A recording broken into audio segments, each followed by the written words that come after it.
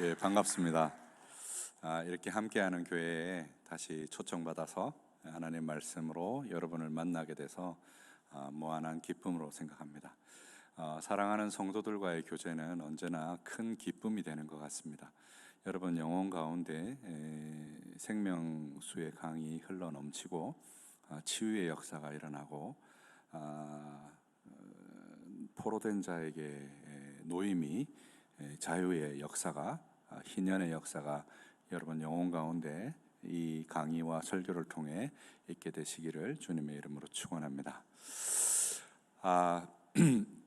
제가 특별히 이제 목사님 본문을 물어보셨는데 본문을 하나를 가지고 이 내용을 얘기하기에 부적절해서 쭉 전체의 내용을 얘기하면서 중간중간에 제가 본문의 내용을 그렇게 설명을 드리도록 하겠습니다. 이제 제가 주로 하는 게 이제 핵심 감정이잖아요. 근데 이제 핵심 감정은 한 사람의 본성에서부터 나오는 것입니다. 본성을 이제 보통 자연 본성을 영어로 이제 네이처라 그러죠. 네이처. 근데 이거를 라틴어로 옮기면 나투라라 그럽니다. 나투라. 이 나투라가 불어로 갔다가 영어로 온 게 네이처예요. 근데 이 나투라의 원래의 뜻이 어떤 뜻이냐면 그 태어나게 하다 이런 뜻이에요. 그래서 이제 우리가 중세의 신학, 이제 어거스틴과 아퀴나스의 신학은 그 아리스토텔레스의 어떤 철학을 신여로 삼아서 그 철학적 체계를 통해서 하나님을 설명할 때 하나님을 나투라, 라투란스, 이제 모든 자연적인 것을 생산해내는 자연이라는 표현을 써서 설명을 하고, 사람을 설명할 때 나투라, 나투라타라고 해서 소산적 자연이라고 해서 이렇게 그 전능하신 자연으로부터 무언가가 생산되어져서 나오게 되어지는 존재로서 사람을 설명을 했어요. 그래서 이제 사람을 여러분 생각해 보면 가장 기본적인 게 뭐냐면 욕구죠, 욕구. 무언가를 욕구하는 거예요. 태어나면 이제 엄마 젖을 빨고 먹는 것을 원하고 잠을 자는 것을 원하고 따뜻한 것을 원하고 이렇게 원하는 욕구들이 있어요.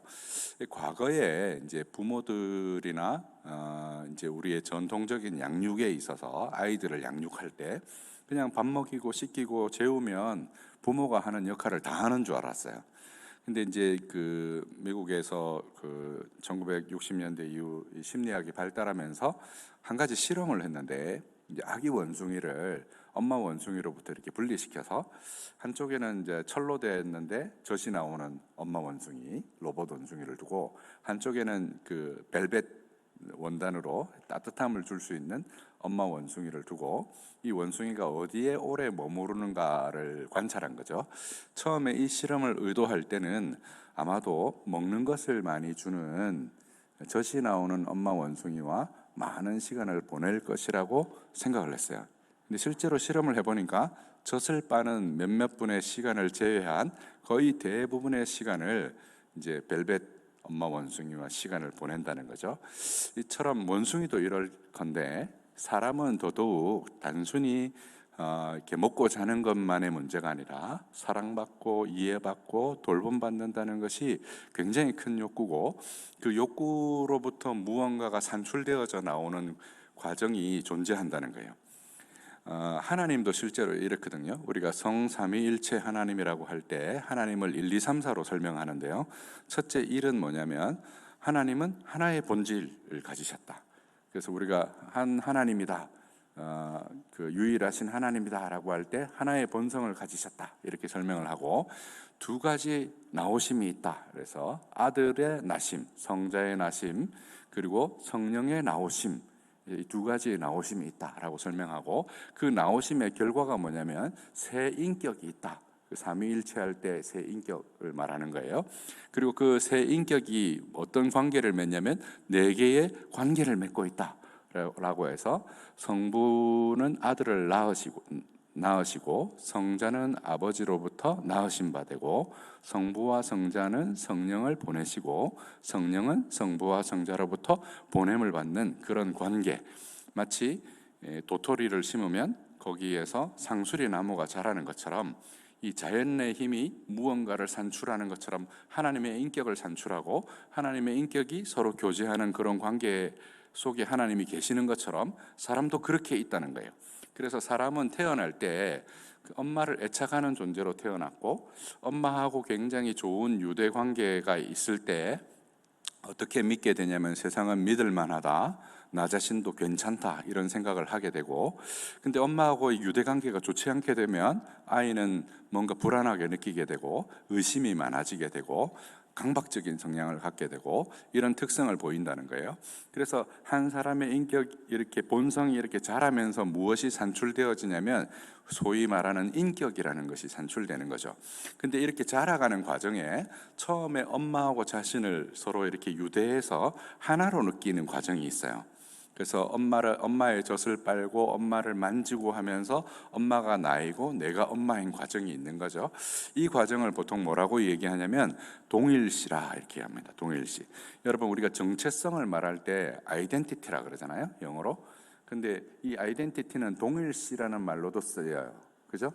그래서 여러분이 정체성을 가질 때 어떻게 가집니까? 나는 함께하는 교회의 성도다. 이렇게 정체성을 가지잖아요. 함께하는 교회와 여러분을 동일시하는 거죠. 그리고 여러분의 부모를 여러분하고 동일시해서 누가 여러분의 부모를 욕하면 어떻게 돼요? 기분이 확 상하죠. 그죠? 여러분이 한민족이라는 것을 대한민국 국민이라는 것과 동일시해서 우리나라 선수가 올림픽에서 금메달을 따면 어떻게 됩니까? 막 기분이 좋아지고 누가 이렇게 국제적으로 욕을 먹으면 막 창피해지고 내가 잘못한 것처럼 그런 동일시의 과정이 생기는 거예요. 그래서 이런 동일시의 과정을 통해서 자기가 생겨요. 자기가 생기고 이 자기는 무엇과 교제할 수밖에 없냐면 타인과 교제할 수밖에 없잖아요. 그죠? 근데 타인과 교제하는 과정에서 생기는 게 뭐냐면 중간 대상이라는 거예요. 지난번에 제가 왔을 때 잠깐 설명했는데 아이가 태어나서 엄마와 항상 있는 게 아니단 말이에요. 그렇죠? 그럼 엄마가 없는 동안에도 아이는 안심을 느껴야 돼요. 아이는 마음이 편안해야 되고 아이는 뭔가 위로를 얻어야 돼요. 그럴 때 어떻게 하죠? 자기가 누웠던 이부자리를 애착하거나 자기가 베던 베개를 애착하거나 혹은 자기가 갖고 있던 인형을 애착하는 그런 과정을 거치게 되죠. 이런 대상이 중간 대상이고 그 중간 대상을 지나면서 정말 실제로 타인을 이제 사랑할 수 있게 되어지는데 타인을 사랑하고 미워하게 되어지는 그 모든 대상의 원형이 뭐냐면 바로 이 중간 대상이라는 거예요. 그리고 이 중간 대상은 어른이 되면 점점 사라져요. 그래서 보통 어른이 되어서도 그런 뭐 특별한 이부자리가 없으면 잠을 못 잔다거나 이러면 아직 어른이 아닌 거죠. 애인 거예요. 근데 사라지지 않는 중간 대상이 있어요. 그 사라지지 않는 중간 대상이 뭐냐면 바로 하나님에 대한 표상이에요. 하나님에 대한 표상. 우리가 우리의 마음속에 하나님에 대한 표상을 가지고 있어요. 그 표상으로 하나님을 이해합니다. 그래서 여러분 성경을 읽어도 우리가 성경을 읽고 성경을 이해하는 것 같잖아요. 근데 그렇지 않은 경우가 굉장히 많습니다. 어떨 때 그렇지 않다는 걸 우리가 확인하냐면 성경에 보면 그 이스라엘 백성이 그 모세가 시내산에 올라가서 율법을 받을 때 뭘 만들어요? 우상을 만들죠. 그래서 하나님이 굉장히 진노하셨어요. 그래서 진노해서 다 진멸해버리고 너로 민족을 만들겠다 할 때 모세가 뭐라고 얘기합니까? 그렇게 하지 말라고 하나님께 청을 드리고 하나님 내가 이 사실을 믿을 수 있게 당신을 보여주십시오. 이랬을 때 하나님이 등을 보여주시잖아요. 등을 보여주실 때 여호와로라 노하기를 더디하시고 인자하시고 오래 참으시고 이런 말씀들을 하시잖아요. 그죠? 하나님 그런 분이단 말이에요. 근데 그렇게 노하기를 더디하시고 오래 참으시고 자비로우시고 인자하신 하나님이 성경에 강조되어 있음에도 불구하고 그런 말씀을 들을 때는 심드렁해요. 들었는데도 그냥 그래 그렇구나 하고 지적으로 받아들여요. 근데 하나님이 진노하셨다, 하나님이 벌을 주신다, 하나님이 노하셨다, 하나님이 화를 내신다, 그런 말은 막 마음에 막 꽂혀요. 그래서 어떤 일이 벌어지냐면 주일날 예배를 빼먹고 어디 가다가 교통사고가 탁 났어요. 그러면 어떤 생각부터 딱 들어요? 내가 어디 가다가 하나님이 나한테 벌하시는 거 아니야? 이 생각부터 딱 들죠. 그럼 누가 그런 말을 하지 않았는데도 그런 생각부터 들어요. 왜 그런 생각부터 들까요? 내 안에 뭔가 처벌에 대한 이미지가 있는 거죠. 그래서 하나님의 말씀을 들을 때 하나님의 말씀을 있는 그대로 듣는 게 아니라 어떻게 듣고 있어요? 내가 가지고 있는 필터로 그것을 정제해서 듣는 거죠. 그래서 이게 우리가 그 보통 소문이 날 때 이런 경향이 있습니다. 어떤 경향이 있냐면, 내가 정말 믿는 사람의 안 좋은 소문이 나면 보통 사람들이 뭐라고 합니까? 그럴 리가 없어. 그죠? 근데 정말 저 사람은 꼴통이야 이렇게 생각하던 사람에게 안 좋은 소문이 나면 뭐라고 얘기하죠? 그래, 내 그럴 줄 알았어. 그죠? 그게 사실인지 아닌지를 검토하지 않습니다. 그죠? 내 마음에 있는 것이 거기에 투영되죠. 그죠? 이처럼 우리의 마음속에 있는 어떤 표상을 가지고 그것을 받아들이게 되는 거예요. 그래서 이 중간 대상은 결국은 하나님을 제대로 이해하는 데 방해가 되는 거죠. 이것을 로마서에서 뭐라고 표현을 했냐면, 하나님의 신성이 만물 가운데 충분하게 계시가 되어서 하나님을 부인할 수 없게 하셨는데, 우리의 마음이 어그러져서 금수와 버러지의 형상으로 바꾸었다, 그렇게 우상으로 바꾸었다라고 하는 것이 로마서에서의 표현이에요. 하나님은 우리에게 모든 것들을 자연 속에 계시해 주셨는데 그 자연 계시를 우리가 제대로 이해할 수 없게 됐다는 거죠. 그 자연 계시를 왜 제대로 이해할 수 없게 되었느냐? 우리가 타락한 거예요. 하나님으로부터 멀어진 거예요. 하나님으로 멀어져서 우리 안에 죄가 들어오고 그 죄로 인해서 우리가 오염되었기 때문에 자연을 보면 당연히 하나님의 영광과 하나님의 아름다움과 그의 신성과 그의 창조력의 위대함 같은 것들을 찬양하고 경배해야 될 텐데, 그걸 보고 뭐가 떠오르는 거예요? 우상의 형상들이, 금수와 버러지의 형상들이 떠오르는 거예요. 그죠? 이 장면이 아까 전에 말씀드렸던 출애굽기 33장의 장면이에요. 모세가 시내산에 올라가서 율법을, 하나님의 말씀을 받아오는 그 40일 동안에 모세도 없고 지도해주는 백성도 없고 40일을 기다리려고 하니까 그 기다리는 기간이 너무 힘들었던 거죠. 마치 아이가 엄마가 없는 그 몇 분의 시간, 몇 시간의 시간이 힘드니까 그 힘든 시간 동안을 견디기 위해서 뭘 만든다고요? 중간 대상을 만들어요. 그런데 여러분, 사람은 매우 독특한 지점이 있습니다. 여러분, 어떤 지점에서 매우 독특하냐면, 우리가 이미지와 상징을 사용한다는 점에서 사람은 모든 동물과 구분이 되는 지점이 있어요. 여러분, 동물들은요, 거울을 보여주면 어떻게 반응할까요? 보통 지능이 낮은 동물은요, 거울을 보면 이렇게 적대감을 표현합니다. 거울 속에 있는 대상이 자기라는 사실을 모르는 거죠. 근데 조금 지능이 높은 동물들은 거울 속에 있는 이미지가 자기라는 것을 이해해요. 그죠? 근데 우리는 거울 속에 있는 이미지가 자기라는 것을 이해할 뿐만 아니라 무엇도 사용하냐면 이 세상에 없는 상징물들을 만들어내기도 합니다. 어떻게 만들어내요? 뭐 그리스 신화에 나오는 켄타우루스 같은 경우에 하체는 말이고 상체는 사람이고, 페가수스처럼 날개가 달린 말이라든지 유니콘처럼 뿔이 달린 말이라든지 이런 것들을 상상해내죠. 이런 이미지들을 사용하는 능력을 가지고 있는 거예요. 그 이미지들을 사용하는 능력은 어디에서부터 왔냐면 바로 하나님의 만물을 지으시는 창조력에서부터 온 것이죠. 근데 이게 부패한 거예요. 이게 부패해서 이스라엘 백성이 40일 동안 시내산 밑에 머무는 동안에 불안감이 막 가중된 거죠. 모세는 기약이 없고 내려오지는 않고, 그때 동원된 게 뭐냐면 중간 대상이 동원된 거예요. 어떤 중간 대상이 동원됐어요? 자기들이 제일 많이 보는 게 뭐예요? 송아지잖아요, 송아지. 그죠? 왜 하필 송아지일까요? 그 생산해내는 힘이죠. 생명의 힘, 뭔가 태어나고 이런 생산해내는 힘. 여러분, 바알 숭배도 다 그런 거거든요. 바알 아세라 숭배도 다산을 숭배하는 거예요. 여러분, 이스라엘은 종교가 발달하기 좋은 기후를 가지고 있어요. 천수답이라 그러죠. 비가 오지 않으면 농사를 지을 수 없는데, 이른 비와 늦은 비 때만 이제 그 비가 오고 나머지는 다 건기거든요. 거기서 자라는 식물들은요, 비가 오면 어떻게 자라냐면 우후죽순이라 그러죠. 겁나게 성장하는 거예요. 그걸 보는 거예요. 땅에서 이렇게 막 겁나게 성장하는 것들을 보니까 하늘의 신은 바알이고 땅의 신은 아세라인데, 하늘의 신과 땅의 신이 성적으로 서로 교접을 해서 생물이 창생한다, 이렇게 본 거예요. 그런 신앙이 이 소를 숭배하는 그 신앙 속에도 들어있는 거죠. 이스라엘 백성들이 애굽에서 보았던 신앙이기도 하고, 자기들이 유목을 하기 때문에 가졌던 자기 안에 있던 중간 대상이 그렇게 드러난 것이죠. 그래서 하나님의 말씀을 받았는데, 하나님의 말씀을 받는 과정에서 하나님의 말씀을 말씀대로 못 받게 되고 중간 대상이 그 안에서 작용하게 되는 거예요. 그래서 모세가 시내산에서부터 내려오자마자 한 게 뭐예요? 언약의 돌판을 던져서 깨버리는 거예요. 언약이 깨어진 거다 말이에요. 파기된 거죠. 하나님이 폐기하신 것이 아니라 우리가 그 언약을 파기한 거예요. 여러분 잘 생각해 보세요. 우리가 10계명이 있는데 첫 계명이 뭐예요? 나 외에 다른 신을 내게 두지 말라. 둘째 계명이 뭐예요? 아무런 형상도 만들지 말라잖아요. 자, 여러분 절간에 있는 불상이나 단군상이나, 여러분 이게 우상입니까? 이방 종교입니까? 여러분 이거는 우상이 아니고 이방 종교예요.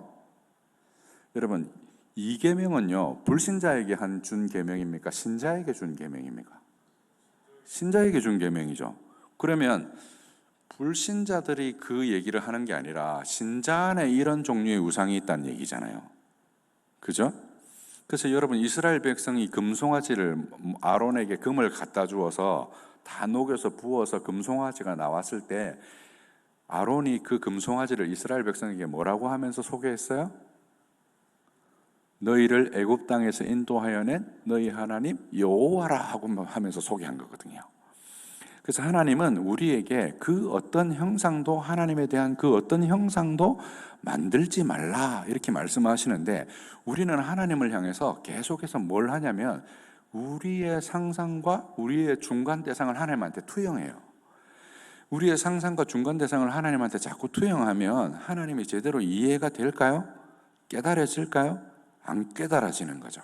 마치 뭐하고 비슷하냐면, 여러분 의부증 환자가 아내가 장보고 들어오다가 옆집 아저씨를 보면서 반갑게 인사를 했어요. 그 남편이 그걸 보고 무슨 상상을 해요? 저 옆에 내가 바람이 났구나 상상을 하잖아요. 그냥 밝게 웃었을 뿐인데, 그죠?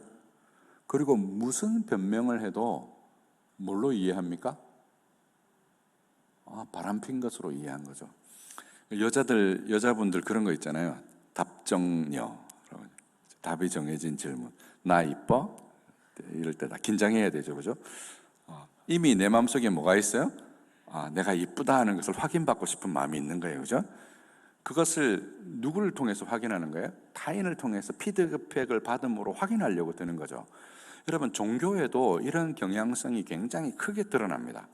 여러분 이스라엘 백성이 거짓 선지자가 출현할 때, 이스라엘의 거짓 선지자가 출현할 때, 그 벤 게메렌이라는 신학자가 그 거짓 선지자가 출현하는 두 가지 배경이 있다라고 얘기를 했어요.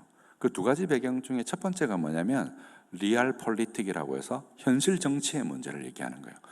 여러분 한국 교회가 기복적이라 그러죠. 여러분 다 복 받기 위해서 교회 나옵니다. 그죠? 복을 싫어하는 사람 없잖아요, 그죠? 근데 복 받기 위해서 교회를 나왔는데 거기까지는 좋아요. 하나님을 뭘로 보는 겁니까? 하나님과의 관계 맺음이 주 목적이 아니라 하나님을 물화시킨 거죠. 그죠? 내 복을 위해서 하나님을 물화시킨 거예요. 뭐 이런 거죠. 예를 들면 하나님, 내가 사업을 실패하게 됐는데 이것만 건져주시면 내가 11조를 하겠습니다. 그죠? 그렇게 하나님을 향해서 그런 현실 정치의 문제들이 목회자에게 계속 압력을 가하는 거예요. 백성들이. 그래서 실제로 예레미야가 이런 예언을 했어요. 너희가 바벨론의 포로로 갈 것이다. 그 포로의 기간은 70년이 될 것이다. 근데 이스라엘의 거짓 선지자들은 계속해서 뭐라고 얘기했냐면 이스라엘이 안 망한다. 하나님이 너희 하나님인데, 선민인데 너희가 어떻게 망하느냐. 그렇게 계속 얘기했거든요. 근데 바벨론이 강성해졌잖아요. 강성해지고 바벨론에게 포로로 가야 된다. 포로로 가는 사람들은 만물포도고 포로로 가지 않고 남아있는 사람은 끝물포도가 될 것이다. 그래서 너희가 바벨론으로 잡혀가야 된다. 그렇게 예레미야가 선포하니까 이스라엘 백성들이 예레미야를 어떻게 생각했냐면 매국노로 생각하는 거예요. 그죠? 그리고 이스라엘 백성을 바벨론에 팔아먹는 그 친일파처럼 생각하는 거예요. 그죠? 자기들은 다 뭐가 듣고 싶은 거예요? 우리는 안 망한다. 세상은 다 망해도 여호와를 섬기는 이 백성은 안 망한다. 자기들은 우상을 섬기고 있으면서. 그래서 예레미야 보면 어떤 말씀이 나오냐면 이런 말씀이 나와요.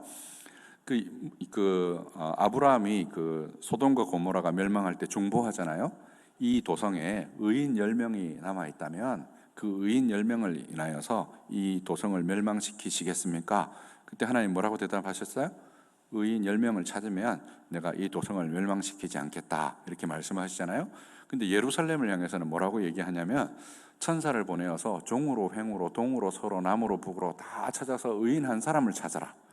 그러면 내가 이 도성을 남겨두마 라고 했는데 뭘 찾을 수 없는 거예요? 의인 한 사람이 없다는 거예요. 거기에 누구도 있어요? 예레미야도 있고 거기 예언하던 선지자들도 있는데 그 사람들도 다 의인이 아니라 하나님의 뜻에 부합한 사람들이 아니라는 거예요. 다 죄를 짓고 그 죄가 관영하여서 하나님의 진노를 피할 수 없게 되었다는 거죠. 그 모든 일이 어디에서부터 출발해요?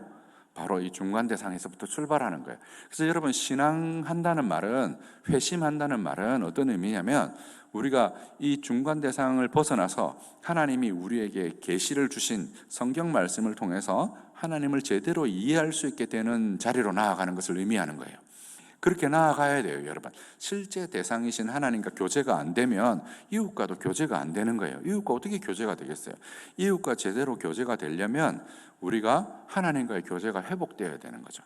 그래서 율법을 두 가지로 요약하면 뭐가 됩니까? 하나님을 사랑하고 내 이웃을 내 몸과 같이 사랑하라는 거잖아요. 그래서 나 자신으로부터 중간 대상이 나오고 중간 대상으로부터 대상을 우리가 이해하게 되는데, 이게 우리 안에 있는 나투라예요. 나투라. 하나님의 나투라는 삼위일체를 만들었어요.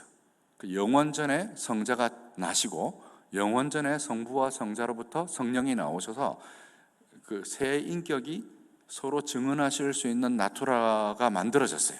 그 자연적인 힘하고 구별되는 하나님의 창조력이 그런 것들을 만들었죠. 근데 우리는 부패해서 우리 안에 있는 그 부패가 나투라를 만드는 거예요. 그 나투라를 만드는 대상이 우리하고 굉장히 관계가 있는 거예요. 이런 종교를 뭐라고 얘기하냐면 자연 종교라고 해요. 자연 종교. 이 자연 종교에는 이 리얼 폴리틱, 아까 말했던 벤 게메렌이 말했던 리얼 폴리틱만 있는 것이 아니라 사람들이 무엇이 불안정하다고 느낍니까? 내 미래가 불안정하다고 느끼잖아요. 여러분, 이렇게 현대처럼 과학이 발달하면 뭐가 없어져야 되냐면 미신이 없어져야 될 것 같잖아요. 그죠? 근데 과학은 발달했는데 미신이 없어지지 않아요. 독일의 바우하우스라는 기관이 조사를 했는데 1950년대보다 1990년대에 미신이 더 횡행해지게 됐다는 거예요. 혜성이 내 삶에 영향을 미치고 하늘의 별들이 나한테 영향을 미친다는 생각이 더 강해졌다는 거예요. 사람들의 마음 가운데는 그런 불안감이 있어요. 왜 불안할까요? 사람은 아무리 과학이 발달해도 내 미래를 내가 내 마음대로 통제하거나 조절할 수 없기 때문이에요. 여러분, 오늘 지금 이 집회를 하고 있고 이 집회가 끝나고 여러분 집에 돌아가다가 무슨 일을 만날지 여러분 모르잖아요. 내일 어떤 일이 벌어질지 몰라요. 어느 날 되게 불안할 수도 있어요. 여러분이 집에 가다가 사고를 만날 수도 있고 밤늦게까지 우리 집에 아들과 딸이 집에 안 들어올 수도 있고 아버지와 엄마가 집에 안 들어오실 수도 있어요. 그럴 때 여러분 마음속에 어떤 마음들이 일어나요? 불안감이 일어나죠. 그러면 그 불안감을 어떻게 하고 싶어져요? 없이 하고 싶어져. 그때 사람들이 찾아가는 데가 어디예요? 점집이잖아요. 그죠? 그게 뭐냐면 그게 멘틱이라는 거거든요. 멘틱. 미래를 알고 싶은 거예요. 여러분, 기독교도 그렇게 이해하는 사람들이 있어요. 기독교에 오는 이유가 뭐냐면 미래를 알고 싶은 거예요. 그래서 내 미래의 불안감들을 해소하고 싶은 거예요. 그러면 점집에 가면 그 점쟁이들이 뭐라고 얘기합니까? 올여름에 물 조심해야 되겠다. 그죠? 올겨울에 불 조심해야 되겠다. 당연한 얘기를 그렇게. 그 당연한 얘기를 듣고 막 우리가 불안하잖아요. 그죠? 남편이 바람기가 들었네. 그런 말 들으면 불안해지잖아요. 어떻게 해야 돼요? 어떻게 해야 돼요? 뭘 어떻게 굿을 해야지, 뭘 어떻게 부적을 써야지. 그 부적 쓰고 굿하는 게 뭐예요? 방액이라고 그러죠. 방액. 그걸 매직이라고 합니다. 마술인 거예요. 마술. 그죠? 그래서 뭘 바꾸려고 드는 거예요? 내 미래를 바꾸려고 드는 거죠. 근데 전도서 7장 14절에 보면 우리에게 곤고한 날도 주시고 우리에게 형통한 날도 주셨는데 이 둘을 번갈아 주시면 장래일을 알지 못하게 하기 위해서다. 우리로 하여금 하나님을 경외케 하기 위해서다. 이렇게 얘기하거든요. 장래일은 우리의 몫이 아니에요, 여러분. 장래일을 아는 것은 여러분의 몫이 아닙니다. 그것을 안다고 여러분의 문제가 해결되지도 않고 대표적인 사람이 있었잖아요, 그죠? 아합이라는 사람이 선지자에게 예언을 들었습니다. 네가 오늘 전장에 나가면 죽을 것이다. 그러니까 어떻게 했어요? 자기 옷을 유대 왕에게 옷을 입히고 자기는 평복으로 입고 나갔어요. 전쟁에 나갔는데 우연히 적군이 쏜 화살이 어디에 꽂혔어요? 갑옷 솔기에, 그것도 어깨에 꽂혔는데 갑옷하고 팔 사이에 솔기에 꽂혔는데 그날의 전쟁이 극심함으로 빠져나가지 못하고 전차에서 죽었단 말이죠. 자기는 어떻게든 피해보려고 했지만 피할 수 없었어요. 피할 수 있는 게 아니에요. 신명기 29장 29절에 보면 감추어진 것은 하나님께 속하였고 나타난 것은 우리를 위한 것인데 하나님이 우리로 하여금 율법을 받고 그 율법에 순종하도록 하기 위해서다라고 얘기해요. 사람이 왜 교육을 받냐면요, 어떠한 일을 만났을 때 그 일을 어떻게 처리해야 되는지를 우리가 알기 위해서 교육을 받는 거예요. 여러분 생각해 보세요. 성경에 보면 때를 얻든지 못 얻든지 복음을 전하라 라고 했어요. 그죠? 그럼 우리의 사명이 뭐예요? 때를 얻든지 못 얻든지 복음을 전하는 거잖아요. 그게 하나님이 우리에게 교훈하신 거니까 우리 그대로 하면 돼요. 근데 어떤 사람들은 미래를 알고 싶어서 하나님의 뜻이 감추어진 하나님의 뜻을 알고 싶어서 이렇게 얘기하는 거죠. 하나님, 내가 오늘 복음을 전할까요 말까요? 비가 온다면 안전하고 햇빛이 쨍쨍하게 나타난다면 열심히 전해보겠습니다. 잘못 생각하는 거예요. 그죠? 여러분, 하나님의 사랑은 그렇게 우리의 삶 가운데 드러나지 않아요. 어떻게 드러나냐면 이렇게 하나님이 우리에게 교훈하신 그 교훈의 진리들이 있단 말이에요. 그 교훈의 진리를 따라서 살지, 여러분의 자녀가 아침에 일어나서 엄마 나 오늘 아침에 똥 쌀까 말까? 내가 양치질을 해야 될까 말아야 될까? 오늘 옷을 뭘 입고 가지? 신발은 뭘 신을까? 학교를 몇 번 타고 갈까? 뭐 이런 걸 다 하나에서 10가지 물어보면 여러분 그 자녀에 대한 여러분의 교육이 잘못된 거예요. 그죠? 스스로 할 수 있어야 되잖아요. 여러분 백범 김구 선생님의 유명한 일화 중에 그런 게 있어요. 어떤 게 있냐면 어느 날 그 김구 선생님이 뭘 잘못해서 이렇게 어머니가 회초리를 쳤는데 백범 김구 선생님이 울더랍니다. 평소에 안 울었는데. 그 엄마가 이제 물었어요. 너 매가 아파서 우느냐? 왜 우느냐? 평소에 안 우던 놈이 왜 그렇게 우느냐? 라고 하니까 김구 선생님이 그렇게 말씀하셨다고 하잖아요. 내가 어머니 매가 아파서 우는 것이 아니라 어머니가 저에게 때리시는 이 회초리의 손길이 예전처럼 기력이 없으셔서 어머니 나이 들어가시는 것이 소자 마음속에 슬퍼서 웁니다. 그런 게 교육 아니에요? 그렇게 엄마를 사랑하고 엄마가 나를 훈육하시는 중에도 어머니에 대한 사랑에 대한 애정과 기쁨이 생기는 게 그게 신앙의 본령이단 말이죠. 그렇게 우리의 인격이 자라서 그러한 것들이 우리의 삶에 나타나야 되는데 그러한 삶이 안 나타나고 뭐가 나타나냐면 우리의 마음속에 있는 것들을 신성에다가 투여하고 우리의 마음속에 있는 것을 세상에 투여하는 것을 이런 걸 뭐라고 한다고요? 자연 종교다라고 얘기해요. 자연 종교. 근데 우리는 어떤 종교를 믿어요? 계시 종교를 믿죠. 우리가 자연 가운데 하나님의 영광이 분명하게 드러나서 자연을 읽으면 우리가 하나님을 알 수 있어야 돼요. 알 수 있어야 되는데 우리 안에 죄가 이제 가득해져서 자연이나 사회 현상이나 문화 현상 속에서 하나님을 읽을 수가 없게 된 거예요. 읽을 수가 없게 되어서 하나님이 우리에게 하신 일이 있는데 그게 뭐냐면 성경을 우리에게 주신 것이죠. 그 성경을 통해서 우리가 하나님을 바르게 이해하고 알 수 있도록 하신 거예요. 근데 성경을 읽을 때 성령의 도우심을 받아서 성령이 조명하시는 것을 따라서 성경의 메시지를 그냥 자연스럽게 우리의 마음속에 수납할 수 있으면 좋은데 그게 안 되는 거예요. 그게 안 되는 근본적인 이유가 뭐라고요? 우리의 나투라가 우리 안에 있는 자연적인 본성이 엄마하고 관계 맺는 방식이 우리 안에 발전되어서 특정한 형태를 갖추고 있는 거예요. 특별한 어떤 특정성을 갖추게 된 거예요. 그걸 뭐라고 얘기하냐면 핵심 감정이라고 얘기하는 거예요, 여러분. 아까 전에 말씀드렸던 의처증, 의부증 같은 경우가 그런 예라고 할 수 있죠. 지난번에 와서 제가 설명드렸던 예 중에도 야단 맞는 것에 대한 두려움을 가졌던 친구가 직장 생활하면서 직장에 잘 적응하지 못하고 직장 상사가 계속해서 도와주는데도 불구하고 계속 거짓말하게 되고 자기 일을 잘 처리하지 못하게 되고, 그렇게 될 때 어떤 일이 벌어진다고요? 직장 상사 마음에 그 부하를 직원을 야단치고 싶은 마음이 생기게 되거든요. 그런 마음을 불러일으키잖아요, 그의 행동이. 그죠? 그렇게 두 사람 사이에 관계가 맺어지고 그 관계가 뭐로 드러나게 되냐면 그 사람의 세계관으로 드러나게 되는 거예요. 그래서 지금 내가 뭘 만나고 있어도 다 그렇게 해석이 되는 거예요, 삶이. 근데 그런 사람이 교회 안에 막 1000명이 모여 있다고 한번 여러분 생각해 보세요. 그게 뭐냐면 바벨탑이거든요. 바벨탑이 딴 게 아니에요. 서로 의사소통이 안 되는 거예요. 서로 얘기하는데 자기 방식으로 이해하고 있는 거죠. 특히 동아시아 문화는 그런 경향성이 강합니다. 이 동아시아 문화는 그 하이 컨텍스트라 그래요. 하이 컨텍스트. 고맥락이죠. 저도 이제 고등학교 때 어머니한테 수학여행 가면서 엄마 선물 뭘 사다 드릴까? 이렇게, 엄마 뭐 갖고 싶으세요? 기념품 뭘 사다 드릴까요? 이렇게 얘기하니까 저희 어머니가 그러시더라고요. 아유, 기념품은 무슨 기념품이냐? 어? 그냥 잘 놀다가 와. 근데 아무것도 안 사갔거든요. 서운해 하시더라고요. 그죠? 그죠? 시어머니들도 그렇지 않아요? 아이고, 얘야, 됐다. 그게 됐다가 아니잖아요. 그죠? 몇 번 권해야 돼요? 2-3번 권해야 돼요. 그죠? 거기서 우리는 관계를 확인하는 거죠. 서로에 대한 애정도 확인하고, 이러다 보니까 우리의 의사소통이 어떻게 돼요? 불투명하죠. 사람에 따라 다르게 되고, 오해하게 되고, 사실을 확인하지 못하게 되고, 그죠? 그걸 혼자서만 생각하게 되고. 근데 그런 게 지난번에 와서도 제가 말씀드렸다시피 여러분의 삶의 지금 교회 안에서 언어 생활이나 관계 속에서 그것을 정직하게 직면하고 말할 수 있어야 돼요. 말하는 관계를 만드셔야 돼요.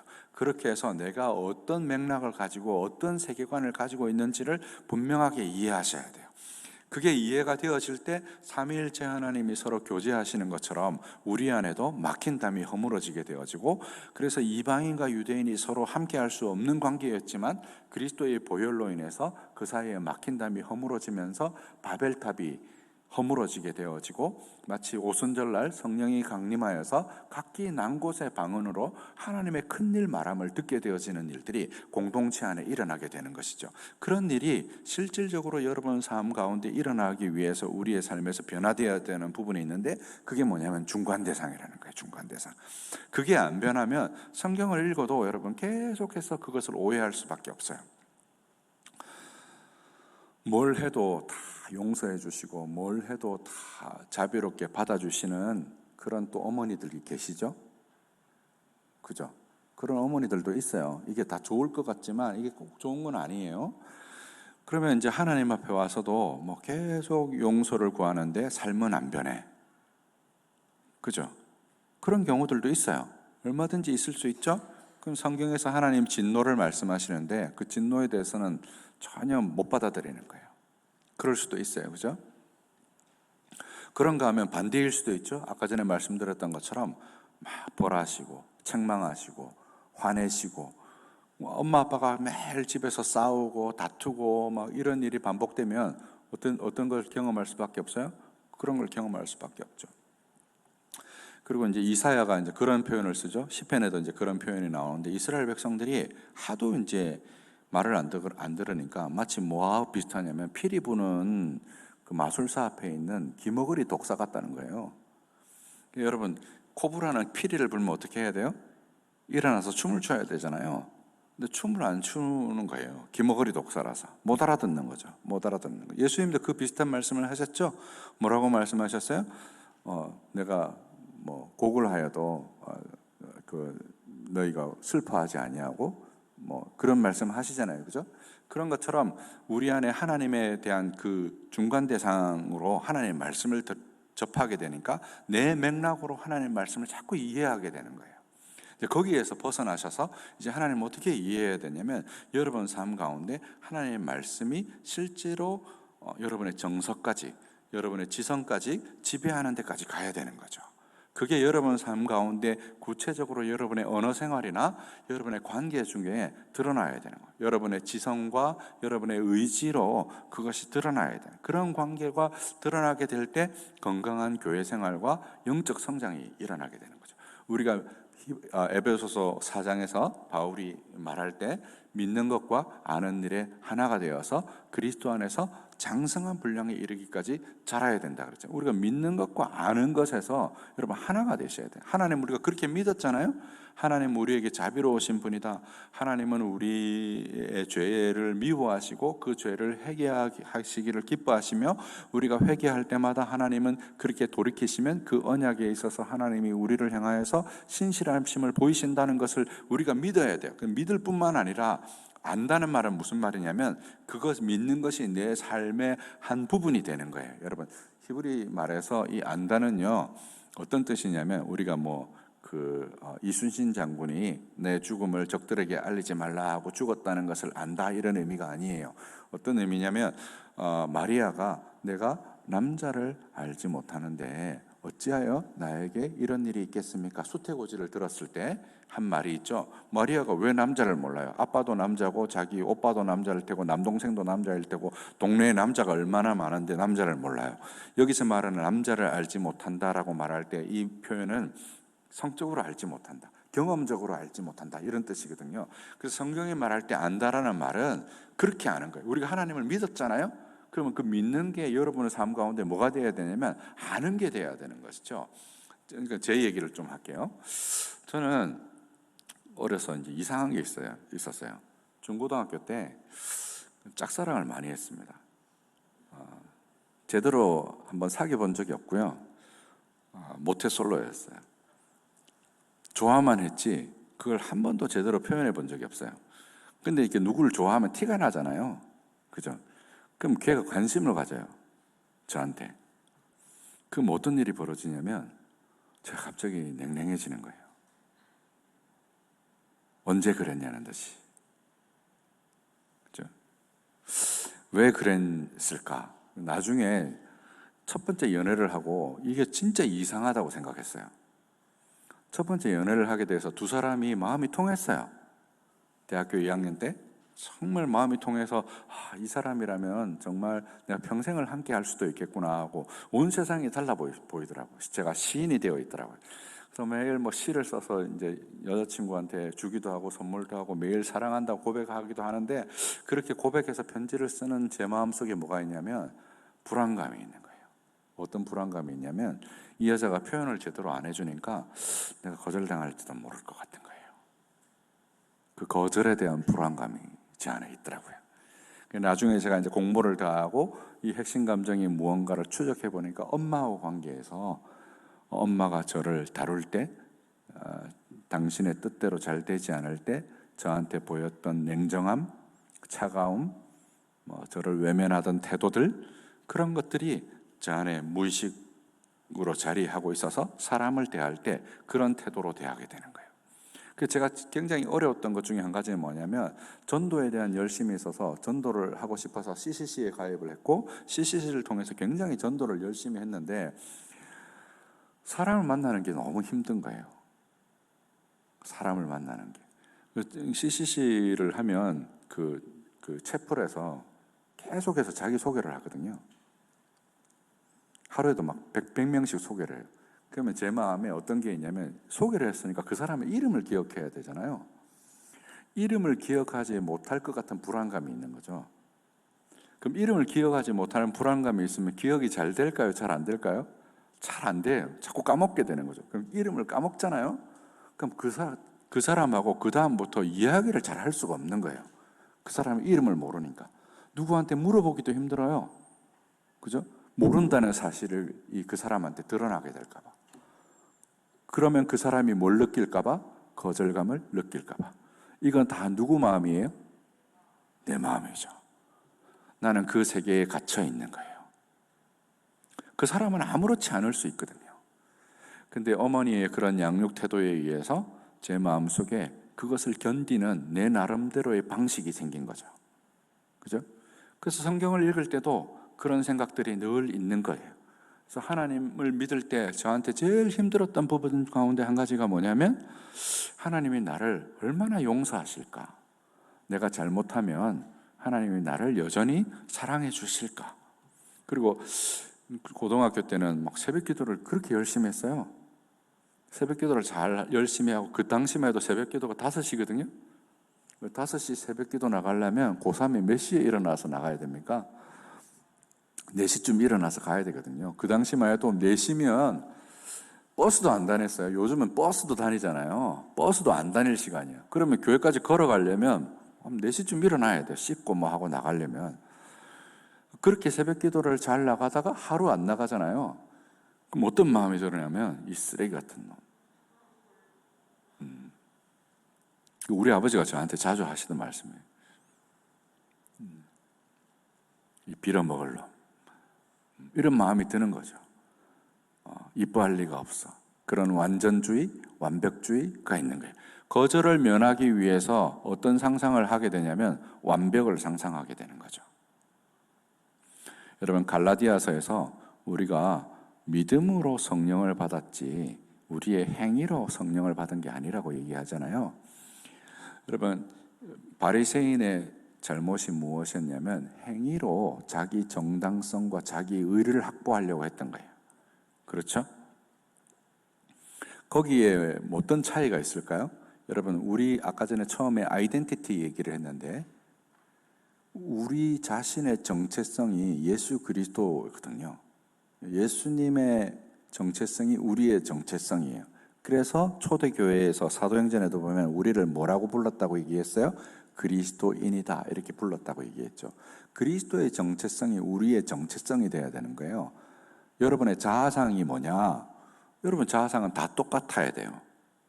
누구? 예수 그리스도. 예수 그리스도로 덧입고 예수 그리스도로 옷 입어야 되는 거죠. 그러니까 예수의 의가 여러분의 부족한 의의 대리가 돼야 되는 거예요.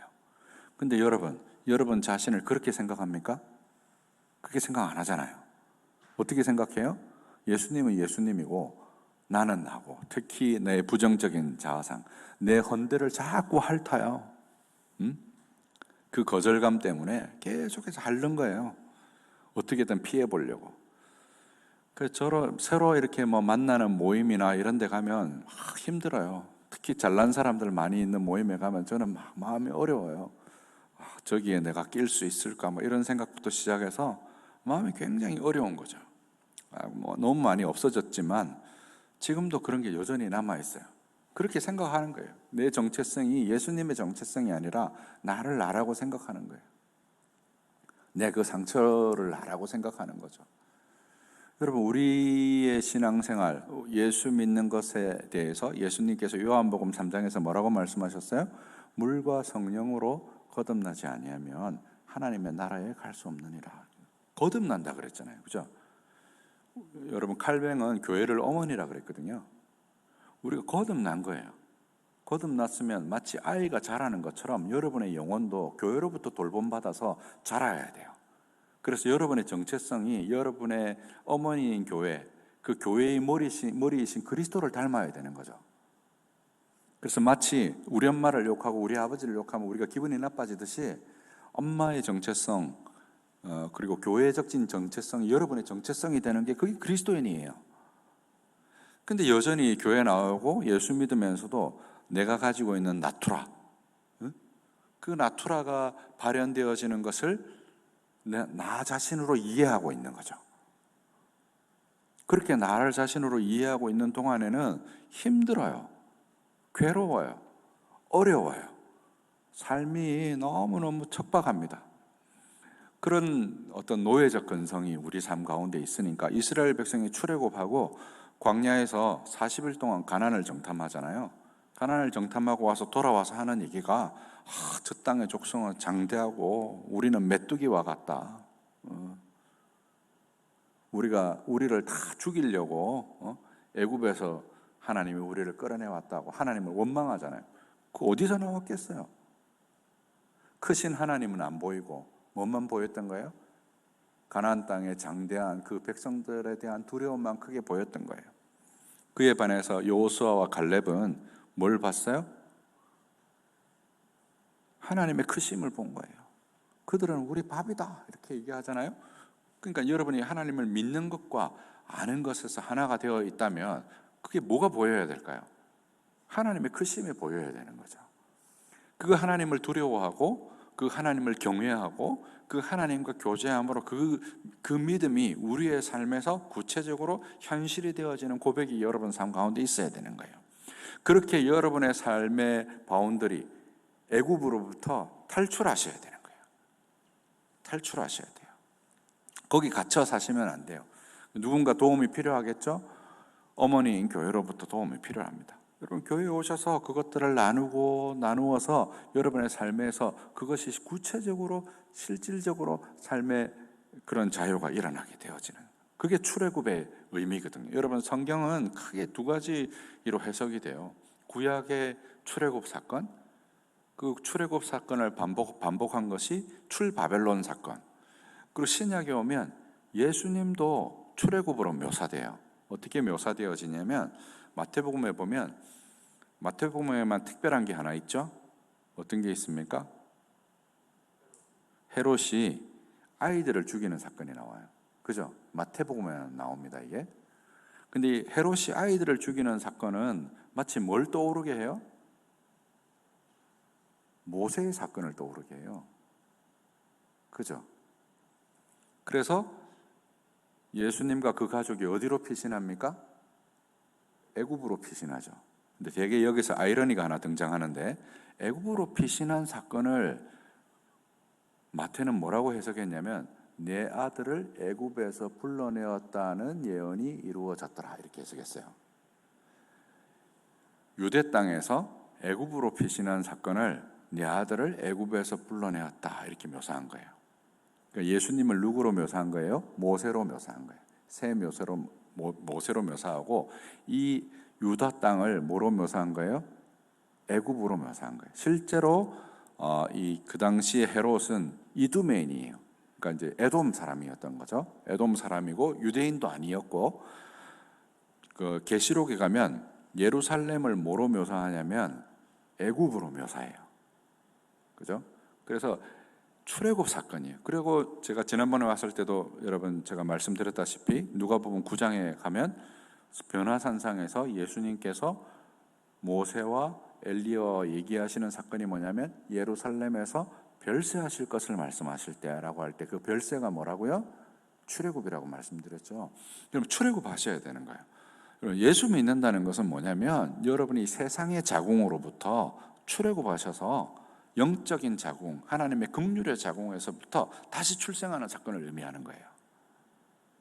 여러분 다시 출생하신 사람이잖아요. 그러면 여러분 안에 정체성이 새로워져야 되는 거죠.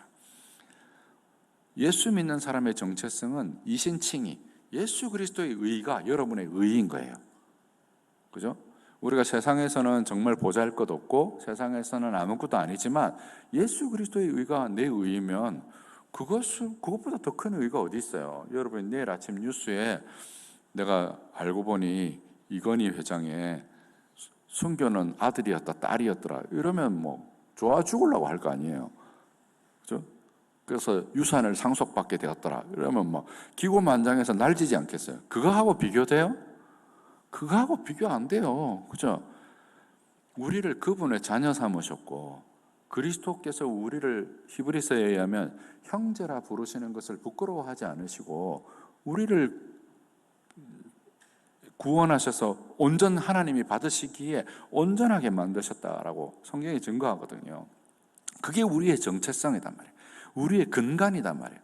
여러분이 마치 엄마하고 관계를 맺으면서 엄마와 나 사이에 어떤 엄마를 닮은 중간 대상을 만들듯이 성경을 통해서, 성경 계시를 통해서 하나님께 나아가는 그 중간 대상이 뭐냐면 예수 그리스도인 거예요. 이해되세요? 그래서 우리 죄로 인해서 지성소로 나아갈 담력이 없었으나 이제 그 성소로 나아갈 길을 예수 그리스도를 통해서 우리에게 열어주셨고, 그 예수 그리스도는 하나님을 아는 하나님의 형상의 원형이거든요. 그래서 예수 그리스도의 신학을 원형 신학이라고 얘기하고 우리의 신학을 모형 신학이라고 얘기해요. 여러분, 예수 믿는데 무슨 신학 얘기하냐라고 얘기하지만, 여러분이 믿음을 가졌다는 말은 여러분 안에 신학이 있다는 말이에요. 그죠? 하나님은 어떤 분이라고 정의하잖아요. 신학이 없는 신자는 아무도 없습니다. 여러분 안에 신학이 있는 거예요. 하나님을 생각하는 방식이 있는 거예요. 그 생각하는 방식이 성경적이냐 성경적이지 않냐, 그 중간 대상이 내 나토라로부터 나온 것이냐 아니면 성경으로부터 나온 것이냐의 차이가 있을 뿐이지, 신학은 누구나 다 있는 거예요. 근데 그것의 원형 신학이 누구시라고요? 예수 그리스도라는 거예요. 그 예수 그리스도가 여러분의 중간 대상이 되어야 성부 하나님과의 관계가 맺어지는 거예요. 아버지와 관계가 그렇게 맺어지는 거예요. 그렇게 바뀌어야 돼요. 여러분의 정체성이 그렇게 바뀌어야 되는 거죠. 예수를 아는 지식이 그래서 중요한 거예요. 그 예수를 알 때 여러분 이런 거 있잖아요. 우리가 처음 예수 믿기 시작하면 예수 믿어서 막 기뻤어요. 저도 이제 복음 전도해 보면 막 그 예수님 영접하고 막 기뻐서 막 애가 뛰어가거든요. 대학 때 전도해 보면 예수님 영접하고 막 나하고 막 엉엉 울다가 영접하고 그 죄사함의 기쁨에 막 뛰어서 집에 가요. 며칠 있다가 양육하려고 만났는데 애가 풀이 다 죽어서 와온 거야. 그렇게 기뻤는데 막 죄진 거죠. 그럼 어떤 마음이 드냐면, 하나님 나 이뻐 안 할 것 같은 거예요. 그렇죠? 근데 성경은 뭐라고 얘기해요? 우리가 아직 죄인 되었을 때 하나님께서 우리를 사랑하셔서 그 아들을 십자가에까지 내어주셨다라고 얘기하잖아요. 그렇죠? 하나님 우리를 그렇게 사랑하셨어요. 근데 우리의 사랑이 그렇게 얄팍하니까, 우리의 사랑이 그렇게 편협하니까 하나님도 어떨 거라고 생각하는 거예요? 하나님도 그럴 거라고 생각하는 거죠. 그게 자연 종교라니까요. 우상의 종교예요. 여러분이 만든, 여러분의 성장 과정에 만든, 여러분의 애굽이 만든 우상인 거예요. 우상. 여러분, 우상은 제가 앞에도 말씀드렸다시피 우상은 어떻다고요? 불신자들이 섬기는 게 아니고 여러분 안에 있는 걸 말하는 거예요. 불신자들이 섬기는 건 이방 종교예요. 여러분 안에 여러분 방식으로 하나님을 이해하는 것들을 다 버려야 돼요. 그게 뭐라고요? 그게 출애굽이에요. 애굽에서 여러분 벗어나셔야 돼요. 그리고 성경을 통해서 하나님이 우리에게 말씀하시는 것에 대한 여러분 안에 믿음이 생기고, 그 믿음이 어디에까지 나아가야 된다고요? 아는 일에까지 나가요. 노인 갓, 현대적인 말로 표현하면 익스피리언싱 갓, 하나님을 경험하는 데까지 나아가야 되는 것이죠. 여러분, 제가 아버지 넥타이를 사러 백화점에 갔어요. 근데 아버지를 모시지 않고 저 혼자 가서 아버지 생일 선물로 넥타이를 고르러 갔어요. 여러분이 갔다가 한번 상상해 보세요. 그러면 그 넥타이를 누가 더 잘 고르겠어요? 넥타이 매장에 전문적인 점원이 잘 고르겠습니까? 아니면 여러분이 더 잘 고르겠습니까? 누가 더 잘 고를 것 같아요? 그 사람은 넥타이 매장에, 전문적인 매장에 있는 사람 넥타이는 잘 알지만 누구를 몰라요? 우리 아버지를 잘 몰라요. 우리 아버지 피부톤도 모르고, 우리 아버지 성격도 모르고, 외모도 모르고. 넥타이는 잘 모르지만 아버지를 잘 아는 분이 나이기 때문에 내가 더 잘 고를 수 있는 것이죠. 여러분, 연애하다가 처음에 다투게 되면 저 사람이 날 떠날지도 몰라 불안할 수 있지만, 그 관계가 깊어지고 서로 아는 것이 깊어지고 서로에 대한 이해가 깊어지면 다툼에도 불구하고 저 사람이 날 떠나지 않을 것이라는 믿음이 생기잖아요. 그죠? 그런 것처럼 하나님에 대해서도 그런 경험이 여러분 안에서 반복적으로 일어나야 되는 거예요. 그런 경험이 반복적으로 일어나는 공동체가 뭐다? 그게 교회예요. 근데 교회 와서 나를 꽁꽁 싸고 또 싸고, 내 삶을 전혀 드러내지 않고, 상처받을까봐, 거절당할까봐, 사람들이 나를 비난할까봐, 혹은 두려워서, 혹은 외로움에, 혹은 억울함에, 이런저런 감정으로 인해서 나 자신을 드러내어서 내 있는 모습과 상처를 그대로 드러내지 않는다면 어떻게 여러분의 상처가 치유되어지고 자유로울 수 있겠어요? 거기서 자유로울 수 없는 거죠. 여러분, 모든 우상 종교에는 우리를 얽어매는 요소가 있는 거예요. 우리를 얽어매요. 여러분, 무당의 말을 들으면 방해할 것 같고, 무당의 말을 들으면 우리의 삶에 횡액이 우리의 삶에 안 닿칠 것 같죠. 그런데 그 말을 들으면 자꾸 그 말에 매이잖아요. 그죠? 뭘 해야 될 것 같고, 저거 해야 될 것 같고, 손 있는 날은 이사도 가면 안 되고, 뭐도 하면 안 되고, 뭘 하면은 무슨 일이 날 것 같고, 그 불안감을 계속 증폭시키잖아요. 그죠? 불안감을 증폭시키는 종교가 무슨 여러분에게 의미가 있습니까? 직장에서 하루 쉬려고 하면 상사 눈치 봐야 되잖아요. 그죠? 집에서 하루 쉬려고 할 때 눈치 봅니까? 엄마 나 오늘 좀 쉴래, 잘래. 눈치 봅니까? 왜 눈치 보지 않죠? 우리 엄마 아빠니까. 그에 대한 신뢰가 여러분 안에 있으니까. 그래서 시집에서는 막 온갖 어려운 일을 해도 친정집에 오면 아무것도 안 하고 쉴 수 있잖아요. 왜? 우리 엄마니까. 그죠? 그래서 성경도 뭐라고 얘기했냐면 갈라디아서에서 바울이 우리가 더 이상 종의 영을 받지 아니하고 무서워하는 종의 영을 받지 않고 하나님을 아바 아버지라고 부르게 되었다라고 얘기하잖아요. 그죠? 그런 자유가 여러분 안에 있어야 되는 거죠. 그게 뭐다? 그게 출애굽 사건이에요. 출애굽 사건. 하나님이 우리를 거기로 부르신 거예요. 그게 기독교의 정신이고 그게 기독교의 핵심적인 내용이에요. 본 어게인한 신자가 참 신자이고 본 어게인한 성도들이 모인 것이 바로 교회다 하는 거예요. 그럼 그 일을 그렇게 본 어게인한 사람이 무엇을 통해서 확인하느냐? 우리의 믿음을 뭘 통해서 확인하냐? 우리의 믿음을 고백하고 그 고백을 통해서 서로가 하나님을 아는 일에서 자라야 되는 거예요. 어디까지? 그리스도의 장성한 분량에 이르기까지 여러분 영혼이 그렇게 자라야 하는 거예요. 거기로 여러분, 저와 여러분이 부름을 받았어요. 그래서 여러분 두려워하지 마세요. 요한 1서에서 사도가 뭐라고 얘기합니까? 온전한 사랑은 두려움을 내어 쫓는다. 여러분 안에 하나님이 여러분을 사랑하셨다는 그 분명한 사랑에 대한 고백이 성경 말씀을 통해서 여러분의 확인이 된다면 상처받기를 두려워하지 않으셔야 돼요. 제가 첫 연애 얘기를 잠깐 했잖아요. 첫 연애를 하고 제가 결심한 게 있었어요. 어떤 결심을 했냐면 너무너무 기뻤어요. 그때까지 저는 혼자였거든요. 누구하고도 그렇게 마음을 소통해 본 적이 없어요. 친구도 잘 없고 제가 말씀드렸잖아요. 막 좋아하고 있다가도 어떻게 됐다고요? 누가 그 사람이 나한테 관심을 가지면 내 마음이 다 식어버리니까 관계가 형성이 될 수가 없죠. 그건 친구들하고 관계도 비슷했어요. 그러니까 늘 혼자고 외톨이고 그렇게 살았어요. 근데 누군가하고 마음이 이어진 거예요. 그 사람하고 마음이 통한 거예요. 그 경험이 잠깐의 짧은 경험이었지만 그게 너무너무 저한테는 깊은 느낌을 남겼어요. 사람과 사람의 마음이 연결되고 통하는 것이 이런 거구나 라는 것들을 깨닫게 한 거죠.